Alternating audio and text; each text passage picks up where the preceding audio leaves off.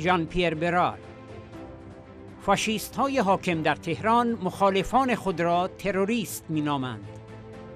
اما ما فرانسویان معنای این حرف را خوب می‌فهمیم.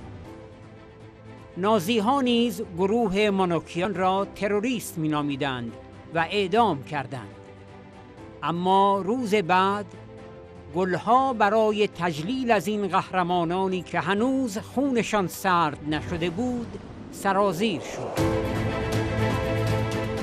خانم رجوی، وقتی به شما در حین سخنرانیتان نگاه می کردم به خودم گفتم روزی صدای شما نه در سالن ویکتور هوگو بلکه در پشت تریبون مجلس ملی شنیده خواهد شد و شما صدای مردم ایران خواهید بود.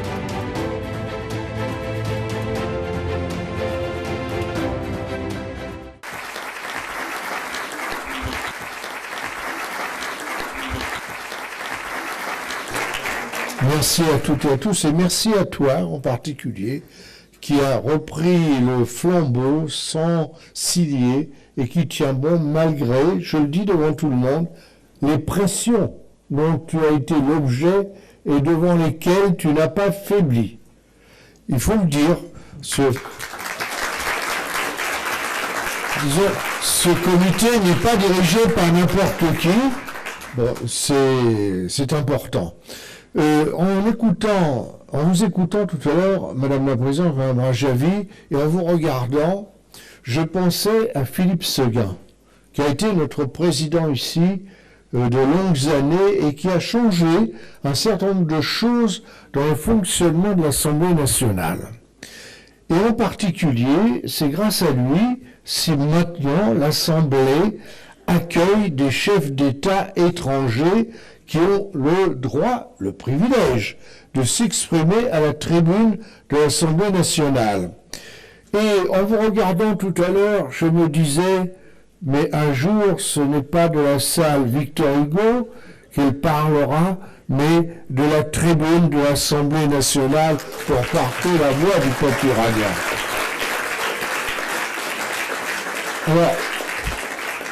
Alors évidemment, le combat mené par nos amis iraniens est un combat très difficile.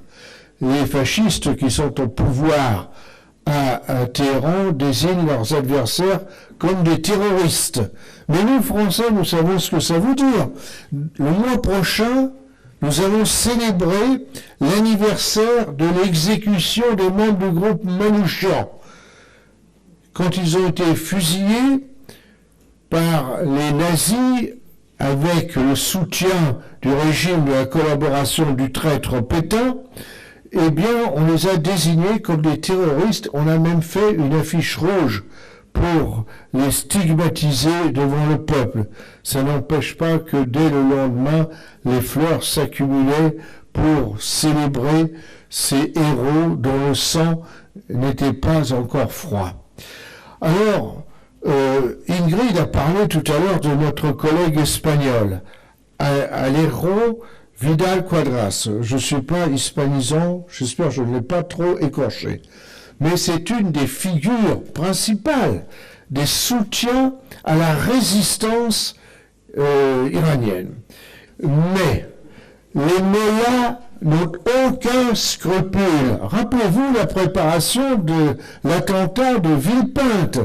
Et tout à l'heure, le Premier ministre belge faisait bien de rappeler que la pratique des mollahs, dans le cas particulier, c'est de prendre le premier belge qui passe en Iran par hasard, on le met en prison, on dit c'est un espion, pour essayer d'obtenir la libération des criminels qui avaient préparé l'attentat de Villepinte.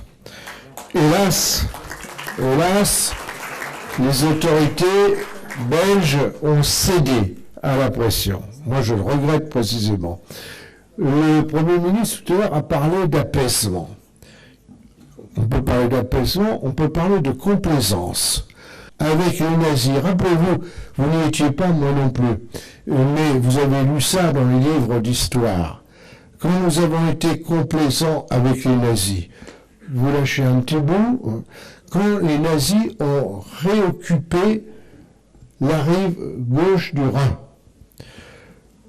Hitler savait que peut-être ça ferait des vagues. Et les officiers de la Wehrmacht avaient des instructions pour s'arrêter si les Français réagissaient. Les Français n'ont pas réagi. Les nazis ont avancé. La même chose après avec les accords de Munich. La complaisance, c'est une lâcheté qui débouche sur les reniements toujours. Et pour empêcher qu'il y ait des empiètements, Madame la Présidente, qui rassemblait cette diversité et dont vous avez la responsabilité de porter cette parole plurielle, c'est pas toujours facile, hein, parce que entre André Chassaigne et Philippe Josselin, les mettre d'accord sur tout, c'est très très difficile, je peux vous dire. Mais sur ce sujet, vous n'aurez pas trop de difficultés. Merci et bonne chance à vous. Et Madame Rajavi, Madame la Présidente, vraiment, je viendrai dans les tribunes de l'Assemblée le jour où vous parlerez au Parlement français au nom du peuple iranien.